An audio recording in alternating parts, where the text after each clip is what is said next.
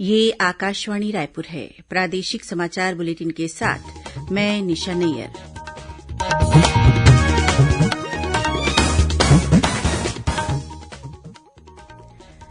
अब पेश है आज के मुख्य समाचार। केंद्रीय स्वास्थ्य मंत्री डॉक्टर हर्षवर्धन ने बाबा रामदेव को पत्र लिखकर उनके द्वारा एलोपैथिक दवाओं और डॉक्टरों पर की गई टिप्पणी को दुर्भाग्यपूर्ण और आपत्तिजनक बताया है। छत्तीसगढ़ माध्यमिक शिक्षा मंडल द्वारा 12वीं बोर्ड की परीक्षा के लिए दिशा निर्देश जारी किए गए।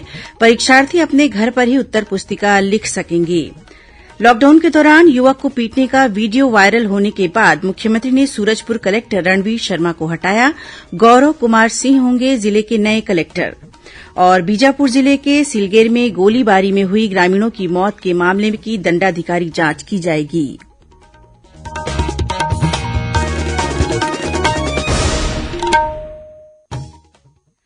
कोरोना संक्रमण में बढ़ोत्तरी जारी है। सभी श्रोताओं से अपील है कि लापरवाही न बरतें। सभी एहतियाती उपायों का पालन करें और 44 वर्ष से अधिक उम्र के जिन लोगों ने कोविड का पहला टीका लगवा लिया है, सही समय पर दूसरा टीका लगवाएं। 3 आसान उपायों का पालन करें और सुरक्षित रहें। कोविड-19 से बचाव और सुरक्षित रहने के 3 उपाय। मास्क लगाएं, 2 गज दूरी है जरूरी, सुरक्षित दूरी रखें, हाथ और मुंह साफ रखें। अब समाचार विस्तार से।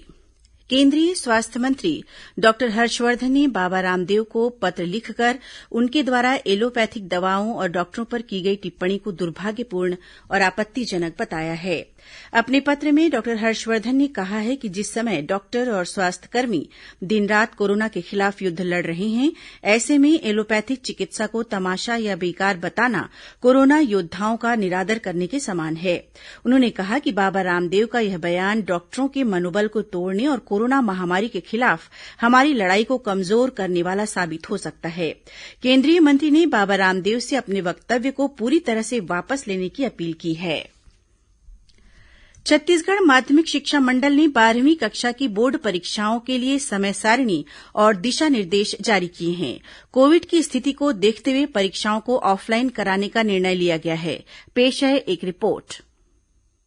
छत्तीसगढ़ माध्यमिक शिक्षा मंडल द्वारा 12वीं बोर्ड की परीक्षा के लिए जारी दिशा निर्देशों के अनुसार परीक्षार्थियों को 1 जून से लेकर 5 जून तक परीक्षा केंद्रों से प्रश्न पत्र और उत्तर पुस्तिकाओं का वितरण किया जाएगा। परीक्षार्थियों को स्वयं उपस्थित होकर यह लेना होगा। इन उत्तर पुस्तिकाओं को स्वयं लिखकर निर्धारित परीक्षा केंद्र में जमा करने के लिए परीक्षार्थियों को 5 दिन का समय दिया जाएगा। ये उत्तर पुस्तिका परीक्षार्थी को निर्धारित केंद्र में स्वयं उपस्थित होकर जमा करनी होगी। डाक से भेजी गई उत्तर पुस्तिकाएं स्वीकार नहीं की जाएंगी। निर्धारित समय सीमा पर उत्तर पुस्तिका जमा नहीं करने पर विद्यार्थी को अनुपस्थित माना जाएगा। परीक्षा केंद्रों से प्रश्न पत्र और उत्तर पुस्तिकाएं प्राप्त करते समय और उन्हें जमा करने के दौरान परीक्षार्थियों को कोविड प्रोटोकॉल का पालन करना अनिवार्य होगा। विकल्प शुक्ला, आकाशवाणी समाचार, रायपुर। इस बीच नई दिल्ली में केंद्रीय माध्यमिक शिक्षा बोर्ड सीबीएसई की 12वीं की परीक्षा सहित अन्य प्रवेश परीक्षाओं के बारे में निर्णय के लिए उच्च स्तरीय बैठक हुई। बैठक में रक्षा मंत्री राजनाथ सिंह, केंद्रीय मंत्री रमेश पोखरियाल निशंक, स्मृति ईरानी और प्रकाश जावड़ेकर शामिल हुए। शिक्षा मंत्री रमेश पोखरियाल ने कहा कि प्रधानमंत्री नरेंद्र मोदी ने विद्यार्थियों के भविष्य से जुड़े मुद्दों पर कोई भी निर्णय राज्य सरकारों और अन्य संबंधित पक्षों से परामर्श के बाद ही लेने के निर्देश दिए हैं। सूरजपुर जिले में एक युवक को थप्पड़ मामले की घटना के बाद मुख्यमंत्री भूपेश बघेल ने जिले के कलेक्टर को हटा दिया है। आरोप है कि सूरजपुर जिले के कलेक्टर रणवीर शर्मा ने लॉकडाउन नियमों का कथित रूप से उल्लंघन करने पर एक युवक को थप्पड़ मार दिया। सोशल मीडिया में इस घटना का वीडियो वायरल हो गया। इसके बाद मुख्यमंत्री ने कलेक्टर के खिलाफ कार्रवाई की है। मुख्यमंत्री ने अपने ट्वीट में कहा है कि यह दुखद और निंदनीय घटना है जिसे बर्दाश्त नहीं किया जा सकता। उन्होंने पीड़ित युवक और उसके परिजन से इस घटना के लिए खेद व्यक्त किया है। साथ ही उन्होंने पीड़ित युवक को नया मोबाइल फोन उपलब्ध कराने के निर्देश दिए हैं। इधर कलेक्टर रणबीर शर्मा ने इस घटना के लिए माफी मांगी है।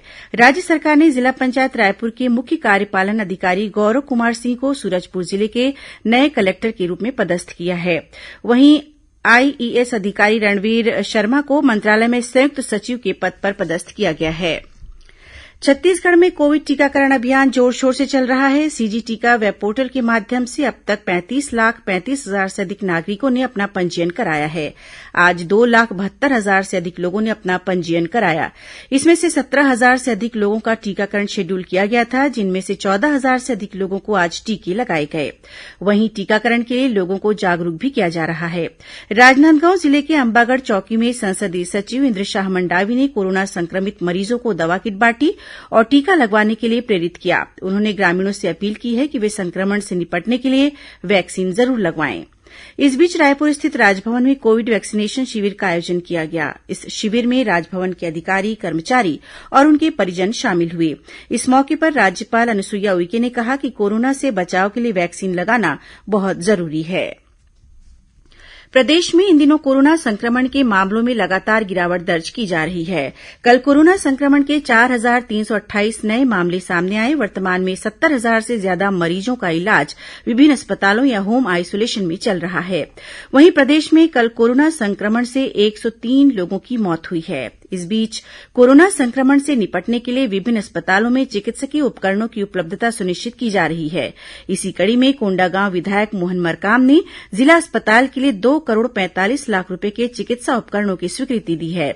इससे जिला अस्पताल में गंभीर रोगियों को डायलिसिस और लैप्रोस्कोपिक की सुविधा भी मिल सकेगी। वहीं कोंडागांव जिले के केशकाल में खाद्य अधिकारी ने कोविड केयर सेंटर का आकस्मिक निरीक्षण किया।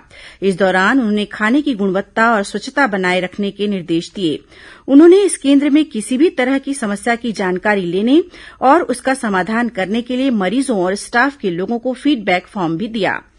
इधर राजनांदगांव जिले में कलेक्टर टोपेश्वर वर्मा ने सोमनी में संचालित कोविड केयर सेंटर का निरीक्षण किया। उन्होंने मरीजों के लिए उपलब्ध आवश्यक उपकरणों के बारे में भी जानकारी ली। इस कोविड केयर सेंटर में 200 बेड की व्यवस्था है, जिसमें 100 ऑक्सीजन युक्त बेड हैं। उधर दुर्ग जिले के धमधा में 25 और 26 मई को शिविर लगाकर कोविड संक्रमण की जांच की जाएगी। इसके लिए गांव में मुनादी भी कराई गई है। इस बीच प्रदेश के विभिन्न जिलों में कोविड की स्थिति को देखते हुए कुछ शर्तों के साथ लॉकडाउन में छूट दी गई है। गरियाबंद में जिला कलेक्टर ने लॉकडाउन के दौरान आंशिक छूट दी है। अब दुकानों और व्यावसायिक प्रतिष्ठानों को 2 बजे तक खुला रखा जा सकेगा। वहीं मंडियां भी 2 बजे तक खुली रहेंगी। इस बीच बालोद जिले में 28 मई से 31 मई तक कड़े प्रतिबंधों के साथ लॉकडाउन का आदेश जारी किया गया है। प्रदेश में ब्लैक फंगस संक्रमण के मामले लगातार सामने आ रहे हैं। इसे देखते हुए राज्य सरकार ने म्यूकोमाइकोसिस को महामारी घोषित किया है। इस संबंध में अधिसूचना जारी कर दी गई है। इसके तहत राज्य के सभी शासकीय और निजी अस्पतालों को ब्लैक फंगस की स्क्रीनिंग, पहचान और प्रबंधन के संबंध में केंद्र और राज्य शासन द्वारा जारी दिशा निर्देशों का पालन करना जरूरी होगा। प्रत्येक प्रकरण के बारे में जिले के मुख्य चिकित्सा और स्वास्थ्य अधिकारी को जानकारी देना भी जरूरी होगा। ऐसा नहीं किए जाने पर संबंधित के खिलाफ कार्रवाई की जाएगी। यह आदेश अधिसूचना प्रकाशित होने की तिथि से 1 वर्ष के लिए मान्य रहेगा। प्रदेश में कोरोना संक्रमण और लॉकडाउन के दौरान जरूरतमंदों को मदद पहुंचाने में विभिन्न सामाजिक संस्थाएं और लोग सामने आ रहे हैं। इसी कड़ी में बिलासपुर जिले में नगर निगम द्वारा जरूरतमंदों के लिए पिछले 1 माह से भोजन की व्यवस्था की जा रही है। जिला कांग्रेस की टीम द्वारा शहर के विभिन्न भागों में लोगों को सूखा राशन उपलब्ध कराया जा रहा है। वार्ड पार्षदों द्वारा वार्डों में सैनिटाइजेशन भी कराया जा रहा है। इसी तरह रायगढ़ जिले में 365 गांव के लोग कोरोना नियमों का पालन करते हुए इस संघर्ष का मुकाबला एकजुट होकर कर रहे हैं। इन गांवों में एक भी व्यक्ति कोरोना पॉजिटिव नहीं पाया गया है। इधर राजनांदगांव जिले में शहर की स्वच्छता दीदियां कोविड अस्पतालों और होम आइसोलेशन सेंटर से निकलने वाले कचरे का निष्पादन सेवा भाव के साथ कर रही हैं। ये सब बायोमेडिकल वेस्ट को एकत्रित करके डिस्पोज करती हैं। इस कार्य में 16 स्वच्छता दीदियां जुटी हुई हैं। प्रादेशिक समाचार आप आकाशवाणी रायपुर से सुन रहे हैं। छत्तीसगढ़ की खबरों से है आपका वास्ता और खबरों की विश्वसनीयता से है हमारा वास्ता। आकाशवाणी समाचार रायपुर के प्रादेशिक समाचार बुलेटिन के साथ ही हमारे समसामयिक कार्यक्रम आप रेडियो के अलावा अपने मोबाइल पर भी सुन सकते हैं। आकाशवाणी समाचार फेसबुक, ट्विटर और यूट्यूब पर भी उपलब्ध है। हमारा Facebook page Chhattisgarh news on AIR, Twitter handle CGAIR news और हमारा यूट्यूब चैनल है छत्तीसगढ़ AIR न्यूज। तो अब रेडियो के साथ ही आपके मोबाइल के जरिए भी हम पहुंच रहे हैं आप तक। छत्तीसगढ़ की हर खबर के लिए सुनते रहिए आकाशवाणी समाचार। और अब आगे बढ़ते हैं बाकी के समाचारों की ओर। बीजापुर जिले के सिलगेर में पिछले दिनों गोलीबारी में हुई ग्रामीणों की मौत के मामले की दंडाधिकारी जांच की जाएगी। यह निर्णय आज बस्तर संभाग के वरिष्ठ अधिकारियों की स्थानीय ग्रामीणों के साथ हुई बैठक के बाद लिया गया। इस मौके पर अधिकारियों ने ग्रामीणों से अपना आंदोलन समाप्त कर घर वापस लौटने की अपील की। बैठक के दौरान अधिकारियों ने ग्रामीणों को आश्वासन दिया है कि सिलगेर में बुनियादी सुविधाएं मुहैया कराई जाएंगी। इस बैठक में स्थानीय ग्रामीण और आदिवासी समाज के प्रतिनिधियों के साथ ही बस्तर कमिश्नर, पुलिस महानिरीक्षक और बीजापुर तथा सुकमा जिलों के कलेक्टर और पुलिस अधीक्षक भी मौजूद थे। इस दौरान ग्रामीणों ने बस्तर कमिश्नर को इस संबंध में एक ज्ञापन भी सौंपा है। गौरतलब है कि पिछले दिनों CRPF कैंप का विरोध करने के दौरान हुई फायरिंग में 3 लोगों की मौत हो गई थी।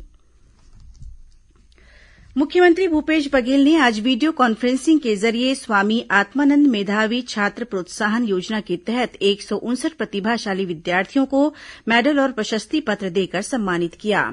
इस मौके पर श्री बघेल ने कहा कि शिक्षा से जीवन के लक्ष्य को हासिल किया जा सकता है। इससे जीवन को सकारात्मक दिशा मिलती है। उन्होंने प्रतिभावान विद्यार्थियों से विभिन्न क्षेत्रों में विकास के नए आयाम स्थापित करने का भी आह्वान किया। राज्यपाल अनुसुईया उइके ने कहा है कि लोग प्राकृतिक खेती, जल संरक्षण आदि साधनों को अपनाकर प्रकृति को बचाएं और जीवन की रक्षा करें। अटल बिहारी वाजपेयी विश्वविद्यालय बिलासपुर द्वारा प्राकृतिक खेती और जल संरक्षण विषय पर आयोजित राष्ट्रीय वेबिनार को संबोधित करते हुए उन्होंने कहा कि इन साधनों को अपनाकर न सिर्फ पर्यावरण संरक्षण किया जा सकता है बल्कि पर्यावरण असंतुलन से भी बच सकते हैं। राज्यपाल ने प्रधानमंत्री नरेंद्र मोदी द्वारा जल संरक्षण के लिए किए गए आह्वान में सभी को सहभागी बनने की अपील की।